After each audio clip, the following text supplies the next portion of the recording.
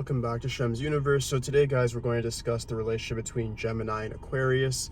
So these are two air signs. These guys get along very, very well. I felt really cynical and negative in the last video talking about Gemini and Capricorn. Unfortunately, there wasn't a lot of good things that I could say about the two. But sequentially, this next video should be quite positive, pretty short. These guys get along really, really well. To start off with an intimate relation, this is going to work about 80 to 85% of the time. Reason being, these two are, of course, both air signs. You have Aquarius, which is a fixed air sign. Gemini is a mutable air sign. And they're both able to get together and then see things for what they kind of are, for lack of a better word. These guys are able to really think outside the box, outside of societal norms, and that's why they're able to get along so well. A Gemini person is somebody who likes to see things from all angles.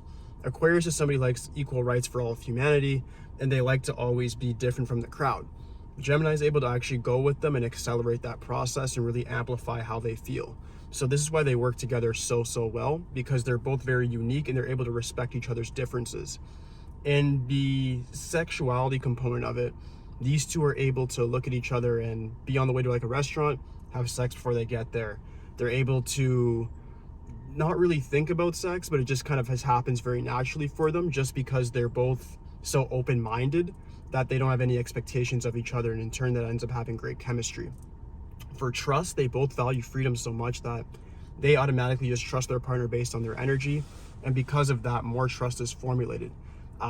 Because of the lack of expectations, Gemini, like usual, doesn't feel the need to be the trickster. They're able to just tell the Aquarius everything because the Aquarius isn't going to judge them.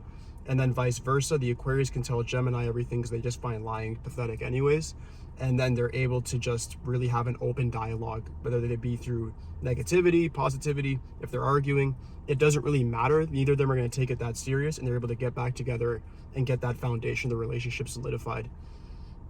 When it comes to a perspective thing here, this is paramount. These guys are able to get along very well, like I said before, because their perspectives are just open. So they're not like saying they're fixated on one perspective, on one thing. Aquarius might be just in the sense of they want equal rights and justice for all. And Gemini may not feel like that necessarily, but they're able to understand where the Aquarius person is coming from and then communicate that with them in a very open and direct way.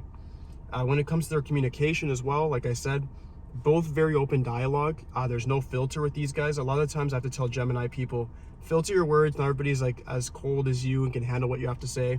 With Aquarius, I usually would tell them the same thing. With these guys, don't filter anything, you'll be fine. You guys won't take anything personally either way, and even if you do, you'll just brush it off, get back together, and it'll be completely fine. This is also a sign, these set of signs will really be able to break up and be friends, but the likeliness of them breaking up is little to none. When it comes to business, these guys work very well together as well. Aquarius can keep Gemini more on task because they are a fixated air sign. They're intellectual as well. They're cold. They let loose with expectations. They're able to really be detached and get things done.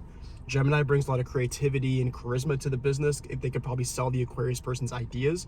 So if the Aquarius person seems a little eccentric or out of the ballpark, the Gemini person can bring it back down to earth and make people realize, like, yeah, this is realistic and this is how we're going to get things done.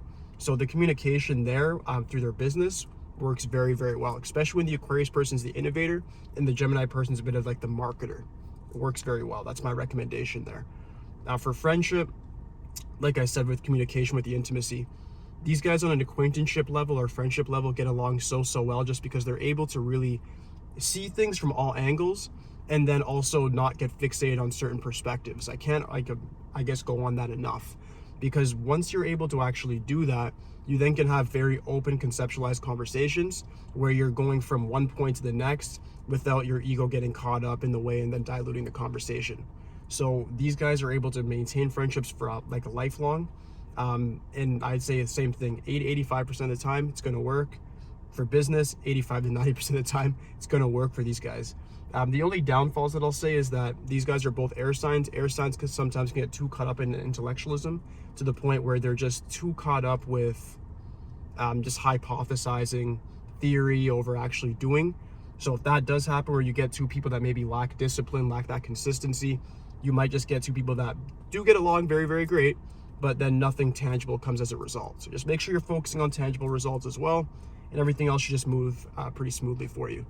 But aside from that, guys, that should conclude the video. If you guys have any questions regarding it, want me to go more in depth, just please leave some comments for me. Aside from that, if you guys need any readings of any sort, whether that be astrology, numerology, you want to ask me random questions over the phone, go to my Instagram, Shemsuniverse 8.0. There's a button there saying book now, and then you'll see all the options spread out there for you. But aside from that, guys, I'll be back tomorrow with Gemini and Pisces. It's our final video for the Gemini chapter. Let me know if you guys have any recommendations whatsoever. All right, guys, peace. That's it.